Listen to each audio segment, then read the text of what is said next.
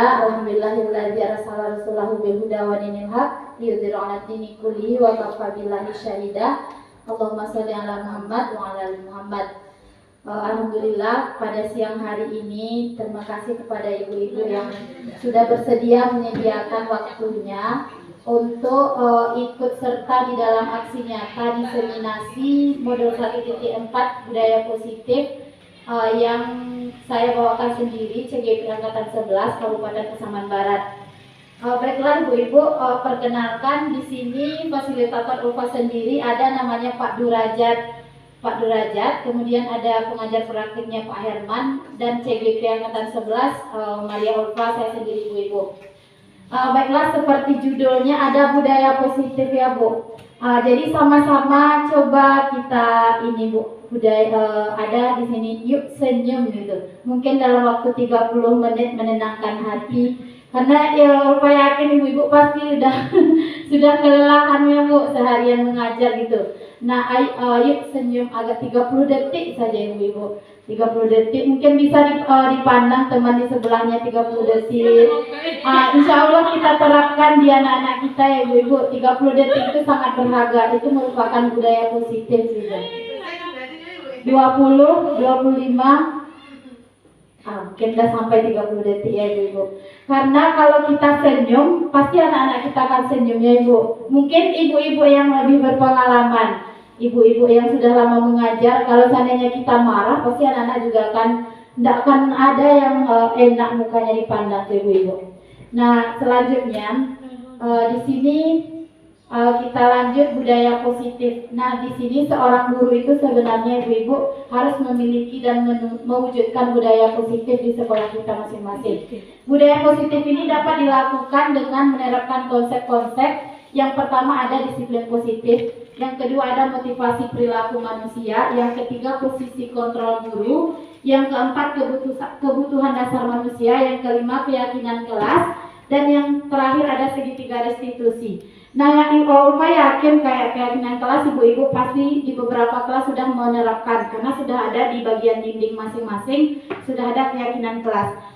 Di sini pertama disiplin positif. Disiplin positif ini merupakan cara penerapan disiplin yang mengajarkan anak bertanggung jawab dan menumbuhkan kesadaran diri berdasarkan nilai-nilai kebajikan. Nilai-nilai kebajikan di sini sesuai dengan profil pelajar Pancasila kita ibu-ibu yang sering kita nyanyikan di acara pembiasaan pagi, beriman dan bertakwa sampai berpikir kritis. Nah, disiplin positif di sini dapat mengontrol diri anak yang menghadirkan motivasi internal bukan eksternal ibu-ibu. Nah, lanjut yang kedua ada 5 kebutuhan dasar manusia. Pernah tidak ibu-ibu merasa anak kita ke sekolah itu kerjanya mengganggu teman, marah, atau mungkin menangis? Pernah ya ibu-ibu? Nah, di sini sebenarnya ada anak-anak kita marah, anak-anak kita sedih, menangis. Sebenarnya ada kebutuhan dasar anak-anak ini yang tidak kita penuhi atau orang tua mereka tidak memenuhinya. 5 kebutuhan ini yang pertama bertahan hidup seperti pakaian. Bisa jadi anak-anak kita pakaiannya sobek ke sekolah atau makanan dalam keadaan lapar ke sekolah itu. Kemudian ada penguasaan, ada kasih sayang, dan ada kebebasan serta kesenangan. Jika 5 kebutuhan dasar ini tidak terpenuhi, maka itulah yang menyebabkan anak-anak kita di sekolah yang sering kita sebut dia nakal atau dia sering menangis karena tidak adanya terpenuhinya kebutuhan dasar ini ya ibu-ibu. Kalau seandainya terpenuhi, maka anak kita akan bahagia pergi ke sekolah gitu. Selanjutnya contoh perilakunya ini kita sering menemukan anak mengganggu teman di kelas. Sebenarnya ini ditemukan ketika anak itu tidak memperoleh kebebasan. Bisa jadi di sekolah kita mengekang anak atau di rumah bisa jadi dilarang ini, dilarang itu. Maka untuk menemukan sebuah kebebasan ini, dia mengganggu temannya. Nah, bagaimana posisi kita sebagai seorang guru? Di sini kita menanya anak, apakah ada cara kita anak-anak ibu memperoleh kebebasan selain dengan mengganggu teman gitu. Seperti itu kalau seandainya kita mendapatkan kasus yang seperti ini ibu-ibu. Kemudian ada di sini motivasi perilaku manusia. ada hukuman, konsekuensi dan restitusi. Kira-kira kalau anak-anak kita bersalah, kita lebih sering melakukan yang mana, ibu-ibu? Hukumankah atau konsekuensi atau restitusi? Kalau Ulfa sendiri sebelum mempelajari materi ini lebih banyak ke hukuman. Contoh nanti ketika dia terlambat masuk kelas dihukum untuk menulis atau membersihkan ruang sekolah. Nah ternyata di teori salah seorang pakar menyebutkan bahwasanya hukuman ibaratnya hukuman ini akan memberikan dampak negatif kepada anak, bukannya positif gitu. Nah di sini ada beberapa pernyataan. Hukuman di sekolah dapat mendisiplinkan anak. Setuju ibu-ibu? Kira-kira dapat mendisiplinkan anak? Tidak ya. Pemberian hukuman dengan hal positif seperti membaca, membersihkan halaman sekolah dapat meningkatkan disiplin anak-anak. Setuju, Bu? Setuju. Kemudian ada memberikan penghargaan dapat meningkatkan motivasi belajar anak. Kalau Ulfa dulu setuju tuh, Bu. Kemudian yang pertama tadi setuju juga. Yang keempatnya membuat anak merasa bersalah, membuatkan dampak lebih ringan dibandingkan menghukum.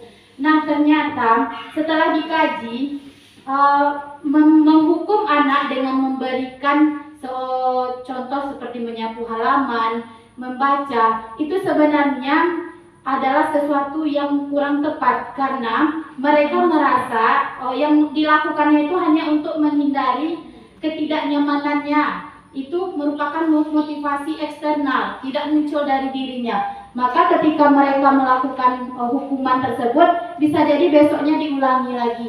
Tidak ada timbul kesadaran atau motivasi internal di dalam diri anak. Sama juga memberikan penghargaan, bukan memotivasi, melainkan untuk mendapatkan imbalan atau penghargaan dari orang lain, itu motivasi eksternal.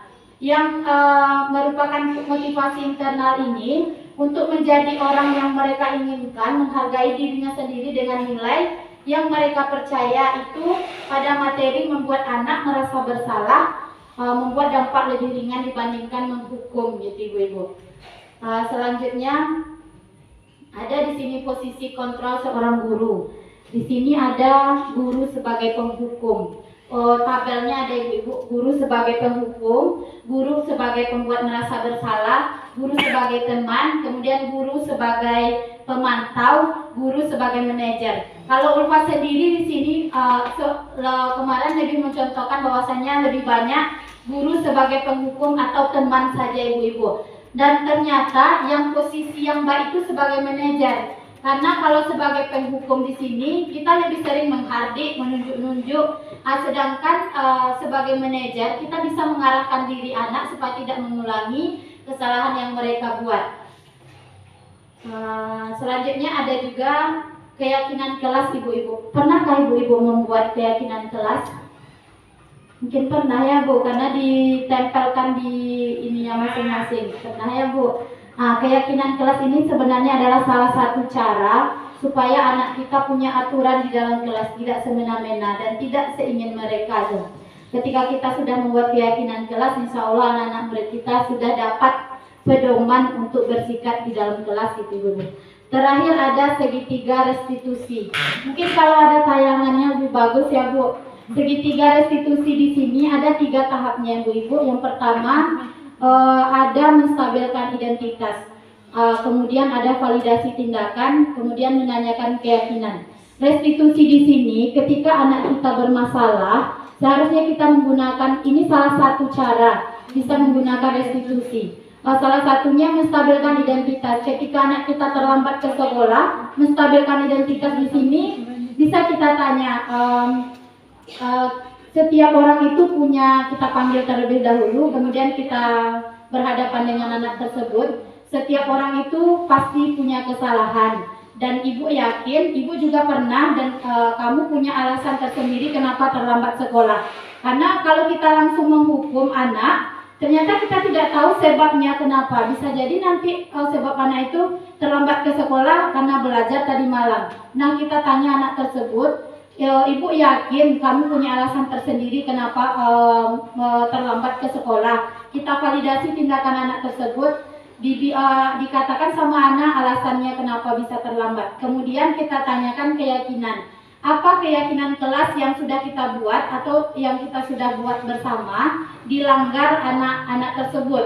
Anak tersebut menjawab, saya sudah melanggar disiplin kelas, Bu. Nah, kalau seandainya seperti itu, apa yang harus anak-anak ibu lakukan kalau seandainya sudah melanggar keyakinan? Nah, jadi ketika dia punya masalah, dia sendiri yang mencari solusinya. Bisa jadi nanti dia menawarkan obatnya, oh saya tidak lama tidur, Bu, atau saya malam akan minta paginya akan minta bantuan sama orang tua untuk membangunkan.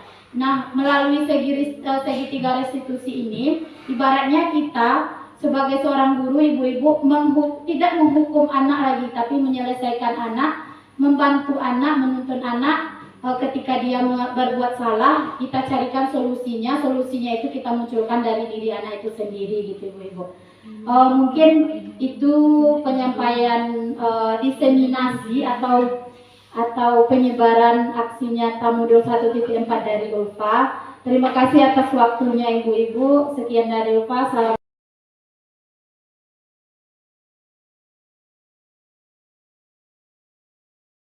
Assalamualaikum warahmatullahi wabarakatuh. Waalaikumsalam warahmatullahi wabarakatuh. Kita lihat dulu konsentrasinya. Tangan ibu.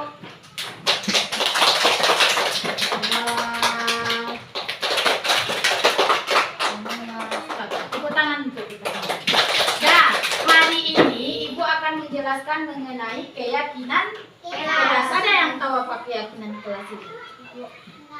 Nggak ada yang tahu. Nah, keyakinan kelas disebut juga aturan yang ada di kelas. Bagaimana anak-anak ibu nanti akan membuat keyakinan kelas ini? Apa keyakinan kelas kita? Contoh, ibu buat di sini. Ibu buat satu. Datang tidak boleh terlambat, kata ibu. Tidak datang lebih awal. Lebih awal ke sekolah. Nah, ada lagi yang mau memberikan ide apa keyakinan kelas kita? Datang lebih awal. Apa aturan kelas kita lagi, nak? Bersih. Membersihkan kelas. Membersihkan kelas setelah selesai belajar. Apa lagi? Sama itu udah masuk. Apa lagi? Berpakaian rapi, boleh. Berpakaian menulis apa? Menulis harus membawa alat-alat sekolah. Tidak ada yang meminjam punya temannya, ya. Ada lagi yang laki-laki? Ada? Apa Al-Azim? Tidak boleh nakal boleh, berarti harus jadi anak yang tertib. Nah, sekarang kita akan membuat keyakinan kelas ini. Ibu bagikan nanti ada di sini stick note-nya. Jadi kamu boleh ditulis di dalam ini apa keyakinan kelas kita. Nanti setelah itu baru kita bongkar di situ, ya. Ibu bagikan satu-satu, ya.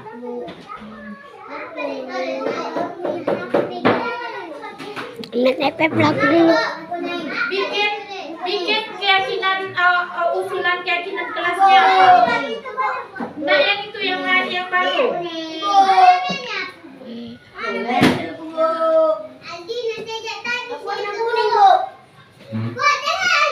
Bu, aku Bu. Aku punya temannya. Tulis nama, kemudian keyakinan kelasnya.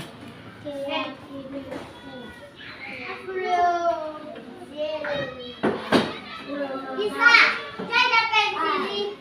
Aku udah ngelawan itu. Ada bapak ini Bu, ada gimana? Gimana ini Bu? Ngerti Bu? Nah pensilnya. Ini samamu itu. Tapi udah Bu. Bu. selesai, boleh menempelkan di bagian papan yang itu. Boleh ditempelkan. Satu saja, Bu. Sabar, Bu. Boleh. Ini. Oh, ini kayak apa? Apa yang Dah yang sudah selesai kembali ke tempat duduknya. Rapi-rapikan menempelnya. Hapus kuning yang punya Mil. Ini bukan cerobokannya.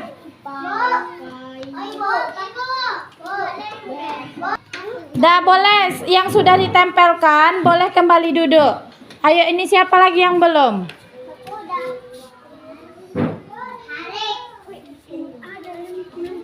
Mas Bu, nggak ada lem dikit lagi. Lem udah nggak ada. Siapa ini?